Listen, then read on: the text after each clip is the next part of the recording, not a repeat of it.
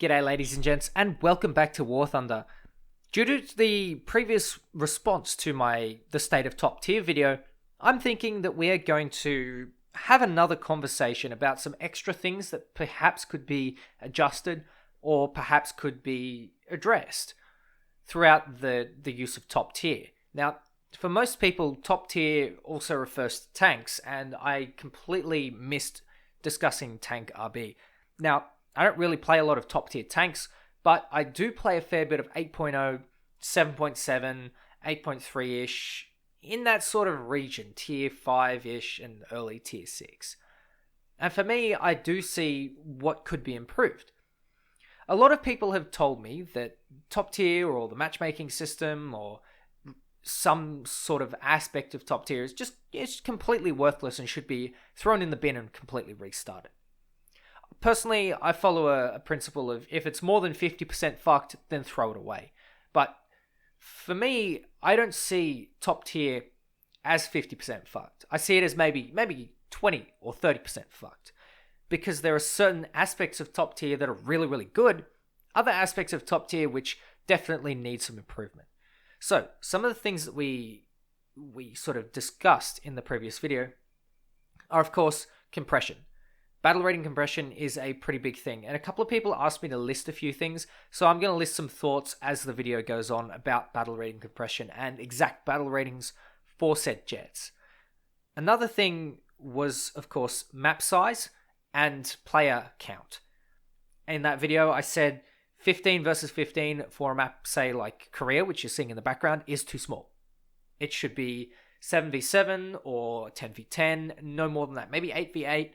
But I definitely do think that the map sizes for the planes are too small.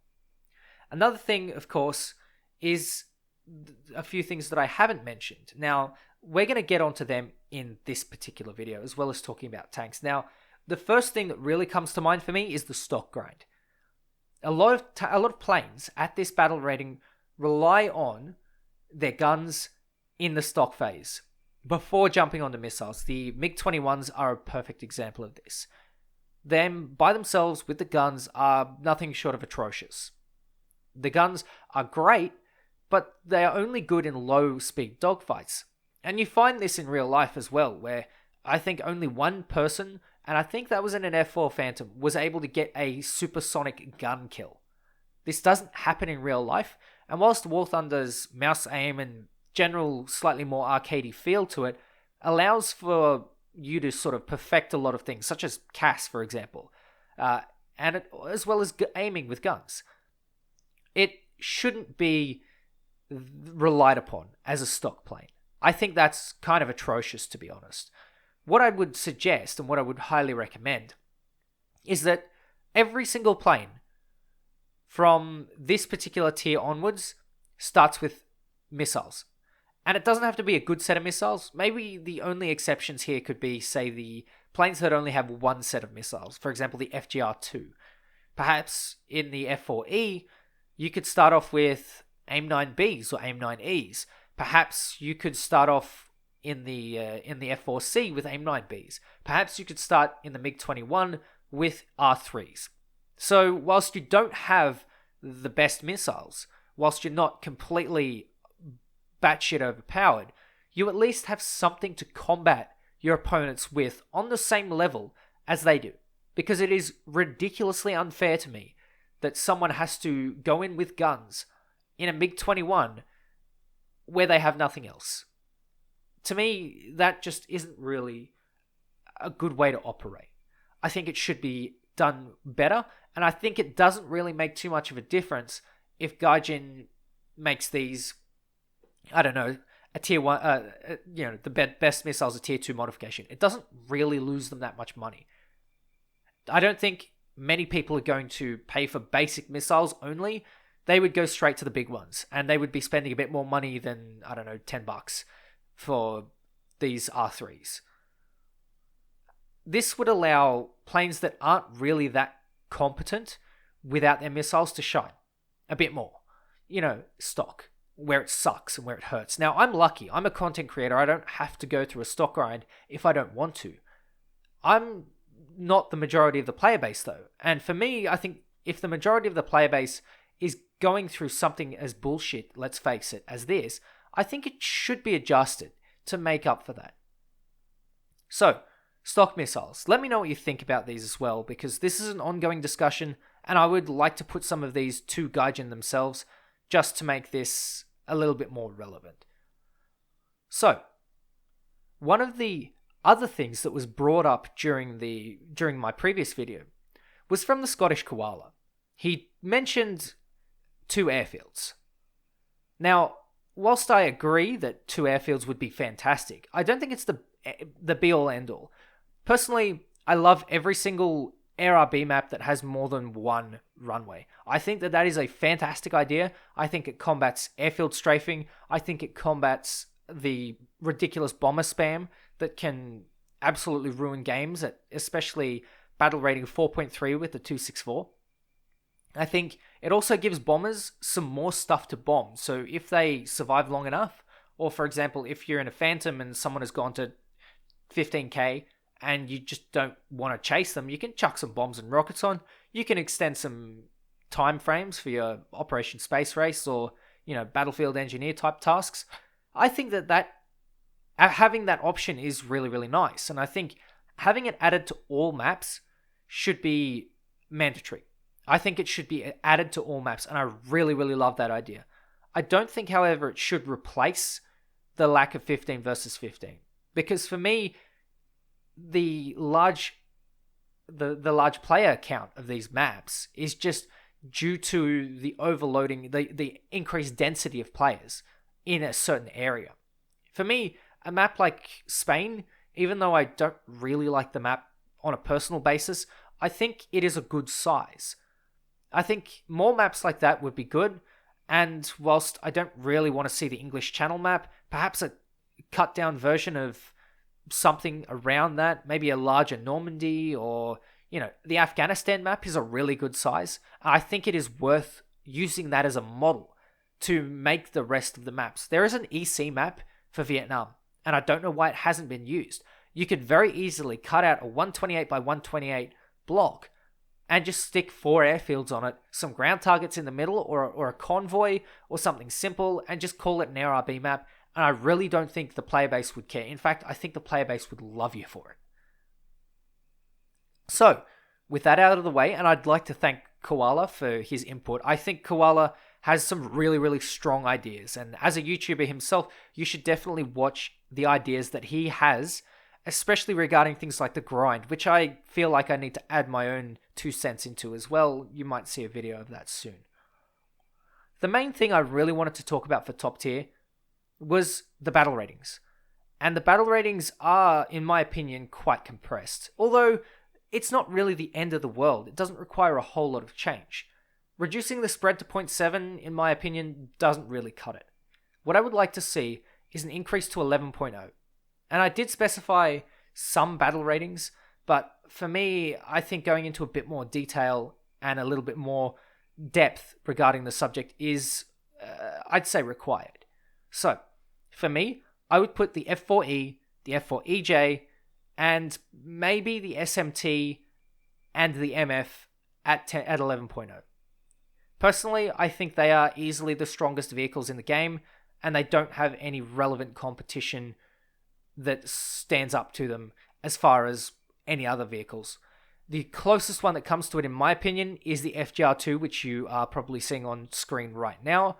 Personally, I don't like the FGR2 as much because I'm sort of the opinion that weapon systems are a little bit more important than performance in this case. I understand those of you that don't really agree with me, and I can somewhat understand that. I think perhaps this thing could go to 11.0 as well, but I wouldn't be against it at 10.7.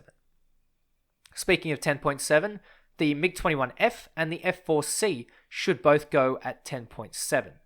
I think that would be a fine battle rating for them, and that would push them away from the rather unfortunate 9.3s. I think that would be good and healthy for the battle rating. It would also allow them to fight things that are quite strong and have better weapon systems than them. For example, the G91YS, which suffers greatly, by the way, for those of you who aren't aware. I'm sure everyone is, because it's not really a fair state of affairs. So, below that, we would have the 10.3s. Now, I'm kind of torn between the 10.3 or 10.7 for the MiG-19s. I'm kind of leaning towards 10.7, but I definitely think 10.3 wouldn't be awful either. I'm, again, kind of indifferent. I'm fine with it going into 10.7. I'm fine with it going to 10.3. I don't really mind. Let me know in the comment section, and perhaps we could just go with the official option as a majority rules kind of thing. So, 10.3 or 10.7 MiG-19s. I think that's fair. At 10.3, I would put the J-35D, since it isn't really able to hold energy as much as you would hope, I suppose. 10.3 for me is fine. It doesn't really destroy all the 9.3s. In fact, it actually fares quite well with them in the battle rating and against them. It doesn't turn as well, but it definitely does have a couple of little weird aces that it can pull out of its sleeve. At 10.3, I would also put the T2, because I don't believe the T2 is quite as good as the MiG-19s, especially with the energy retention changes.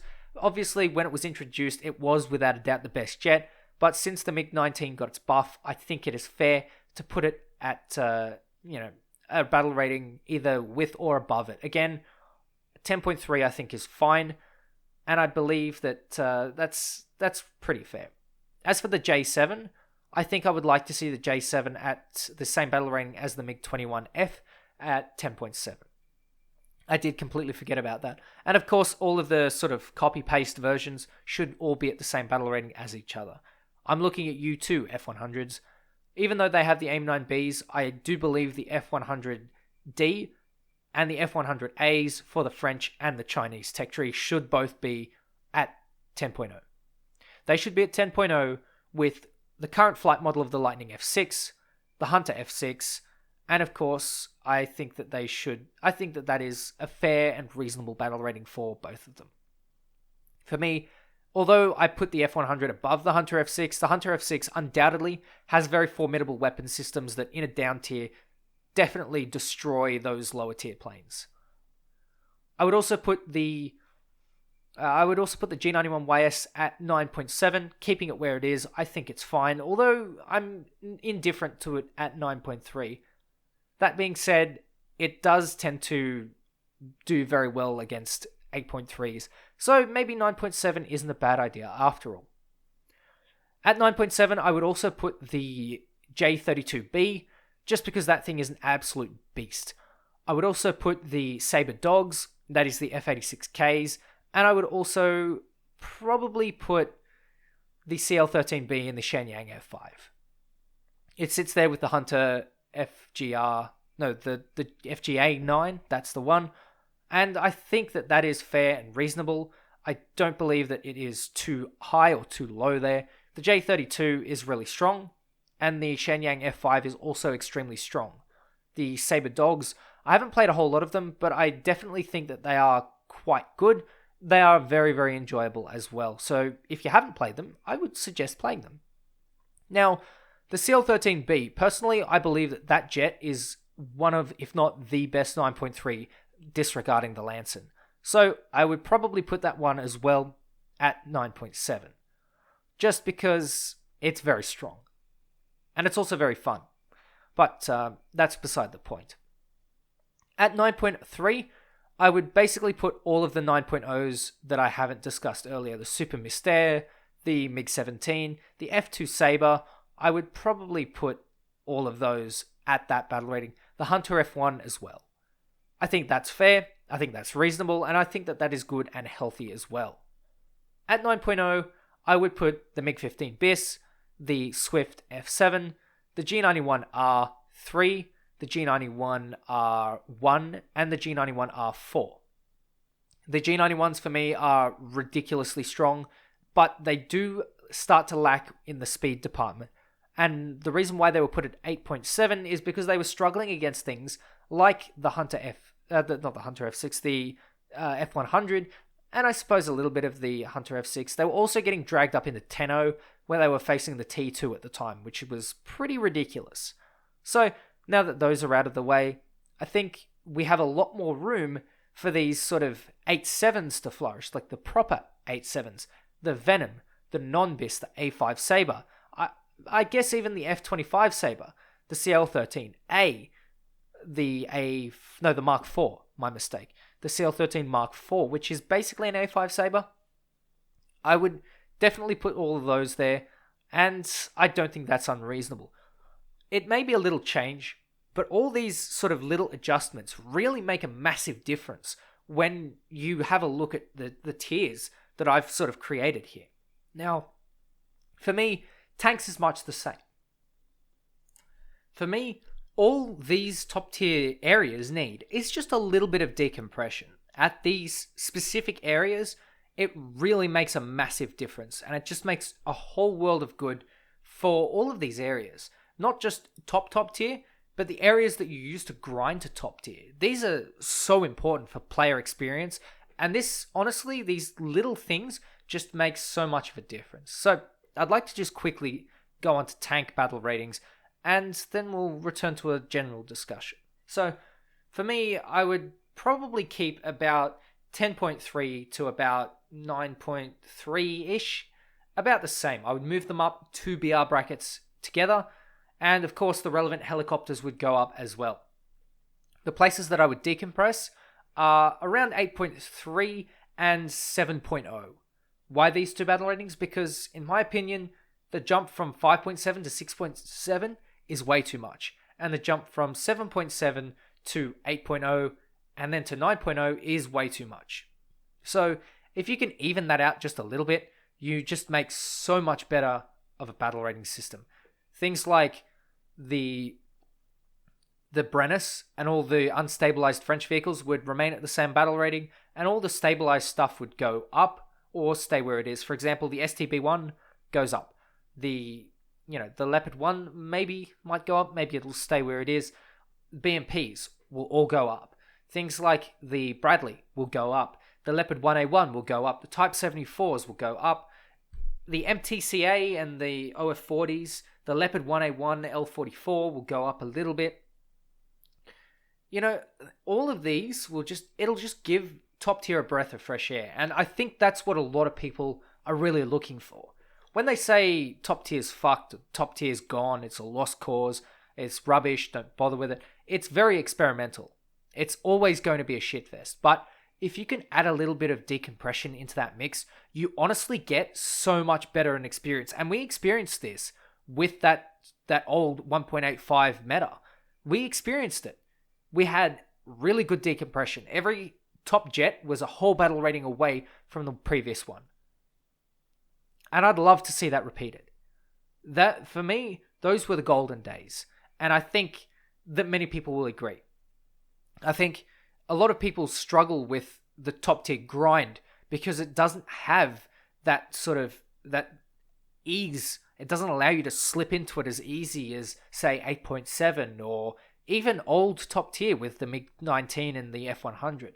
I think, personally, that if you manage to do a little bit of decompression, you will go a long way. Anyway, ladies and gents, thank you very much for watching. Let me know what you think in the comments below. Take care, stay safe, wash your hands, you grub, and I'll catch you next time.